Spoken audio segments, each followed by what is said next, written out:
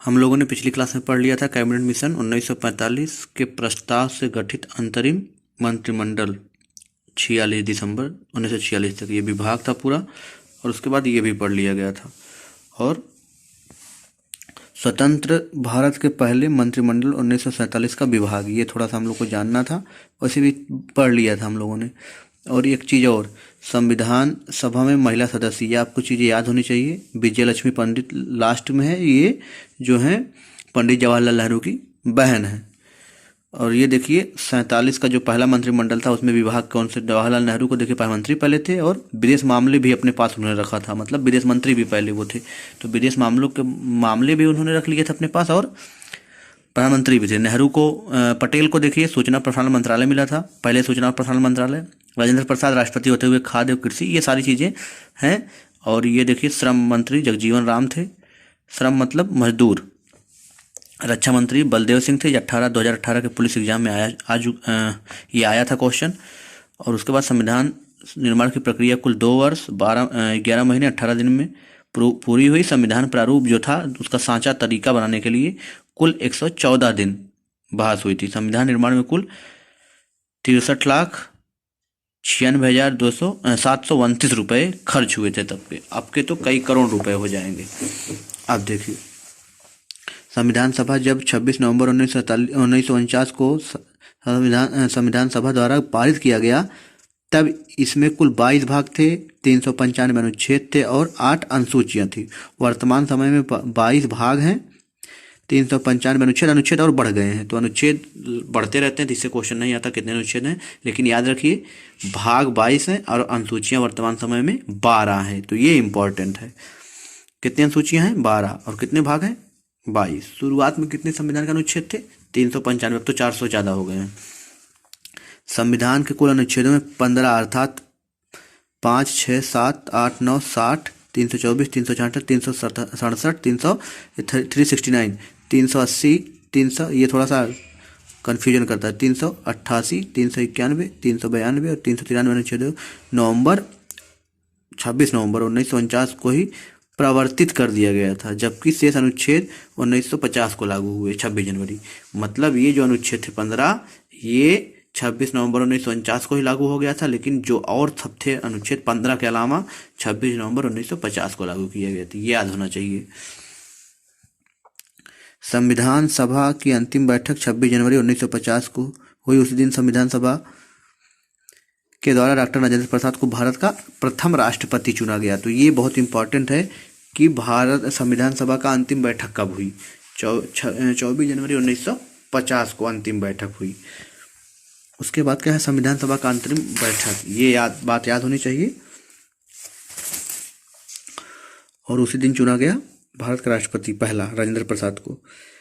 संविधान सभा के 26 जनवरी 1950 के 1951-52 में हुए आम चुनाव। आम चुनाव क्या होते हैं पहले ये समझ लीजिए। आम चुनाव वो होते हैं जो लोकसभा के चुनाव होते हैं, उनको आम चुनाव बोला जाता है, जिसमें प्रधानमंत्री चुना जाता है। जैसे 2024 में जो चुनाव होगा वो आम चुनाव कहलाएगा। स्टेट का जो यूपी का चुनाव होगा, केरला, तमिलनाडु, अलग अलग स्टेट का, वो आम चुनाव नहीं होता, वो विधानसभा का चुनाव होता है। जो लोकसभा चुनाव होता है जिसमें प्रधानमंत्री को चुना जाता है, उसे आम चुनाव कहा जाता है। पहला आम चुनाव जो हुआ था 1952 में हुए। आम चुनाव के बाद बनने वाली नई संसद का निर्माण भारत के अंतरिम संसद के रूप में काम किया। जो अंतरिम संसद होता है क्या, कि बस कार्यवाही के लिए काम चलाऊ बना दी जाए, लेकिन उसके बाद जो चुनाव होगा उसमें वही अंतरिम चलती रही सरकार। तो और 26 जनवरी 1950 को 1951-52 में हुए आम चुनाव के बाद वाली नई संसद का निर्माण तक, याद रखिए जब चुनाव नहीं हुए थे तब तक जो नई संसद थी, जो पहले के थे, वो उसको अंतरिम रूप से बना दिया कि यही चलाएंगे। जैसे चुनाव होगा जो जीतेगा वो रहेगा। कार्यवाहक के रूप में बना दिया गया कि अभी कोई नहीं है, वोट नहीं पड़ा है, चुनाव नहीं हुआ, तो सब ऐसे ही जैसे हैं वैसे बने रहें। संविधान सभा द्वारा किए गए कुछ अन्य कार्य, इसमें मई 1949 को राष्ट्रमंडल में भारत की सदस्यता स्थापना की गई। राष्ट्रमंडल क्या होता है पहले ये समझिए। जो देश अंग्रेजों के गुलाम रहे हैं वे राष्ट्रमंडल में सम्मिलित हैं। तो जैसे राष्ट्रमंडल खेल तभी होता है हर साल 4 साल बाद में। तो राष्ट्रमंडल में भारत का सदस्यता सत्यापन किया गया कब? 1949 को। इसमें 22 जुलाई 1947 को राष्ट्रीय ध्वज अपनाया गया। इसने 24 जनवरी 1950 को राष्ट्रगान अपनाया गया। ये हुआ था संविधान सभा में द्वारा। अब देखिए 26 जुलाई 1947 को गवर्नर जनरल ने पाकिस्तान के पृथक संविधान की स्थापना की घोषणा कर दी। वो तो पाकिस्तान बना था, इसे पर हम लोग पढ़ चुके हैं। संविधान सभा की उद्देशिका अथवा प्रस्तावना, ये बात बहुत इंपॉर्टेंट है। संविधान की आत्मा इसको लगभग कहा जाता है, बहुत इंपॉर्टेंट है। नेहरू द्वारा प्रस्तावित उद्देश्य संकल्प में जो आदर्श प्रस्तुत किया गया उन्हें इस संविधान की उद्देशिका में शामिल किया गया। उद्देश्य क्या है? उद्देशिका संविधान के 42वें संविधान संशोधन, याद रखिएगा 42वां संविधान संशोधन बहुत इंपॉर्टेंट है, 1946 द्वारा यथा संशोधित उद्देशिका निम्न है। क्या है जानते देखते हैं। हम भारत के लोग, ये प्रस्तावना है संविधान की, इतना ये जहाँ है इतना, ये बात याद होनी चाहिए सबको।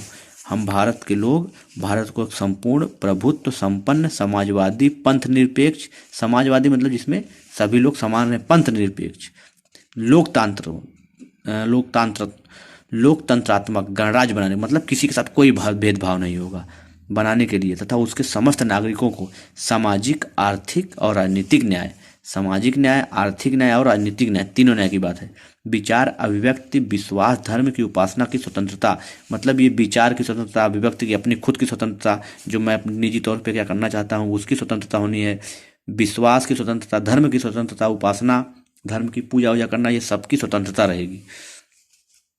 प्रतिष्ठा के अवसर की समता, बराबरी प्राप्त करने के लिए उन सब में व्यक्ति की गरिमा, खुद की जो रिस्पेक्ट, सेल्फ रिस्पेक्ट की, राष्ट्र की एकता अखंडता को सुनिश्चित करने वाली बंधुता को बढ़ाने के लिए दृढ़ संकल्प होकर अपनी संविधान सभा में आज तारीख 26 नवंबर 1949 मिति मार्ग शुक्ल सप्तमी संवत को 6000 विक्रमी को एतद संविधान द्वारा इस संविधान को अंगीकृत, अधिनियमित और आत्मार्पित करते हैं। ये संविधान की प्रस्तावना थी। अब प्रस्तावना की मुख्य बातें क्या है ये जरा याद रखिएगा।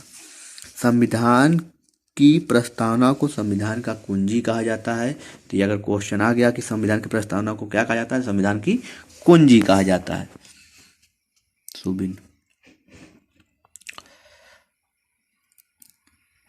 प्रस्तावना संविधान के आरंभिक अंक होते हुए कानूनी तौर पर उसे भाग नहीं माना जाता है।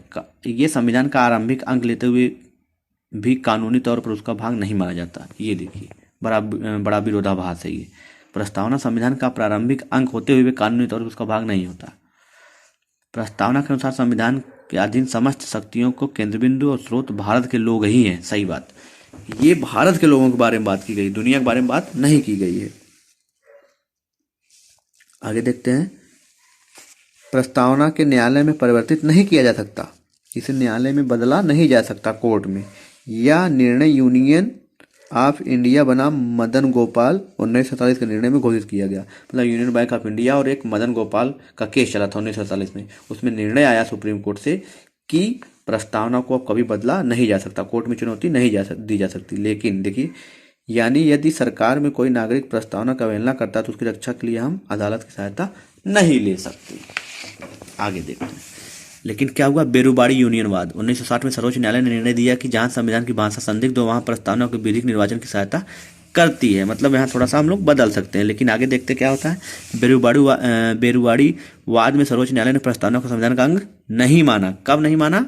बेरुबाड़ी वाद में, 1960 वाले में केस में सर्वोच्च न्यायालय ने नहीं माना। इसलिए विधायिका की प्रस्तावना का संशोधन नहीं कर सकती। इसलिए विधायिका प्रस्तावना में संशोधन ही नहीं कर सकती। भाई संविधान का अंग है ही नहीं तो संशोधन नहीं कर सकती। परंतु सर्वोच्च न्यायालय ने केशवानंद भारती बनाम, केशवानंद भारती केरल राज्य का बहुत विख्यात केस है। आप लोग गूगल एक बार करेंगे तो बहुत ज़्यादा जानकारी मिलेगी, यूट्यूब पे अवेलेबल है वीडियो इसके।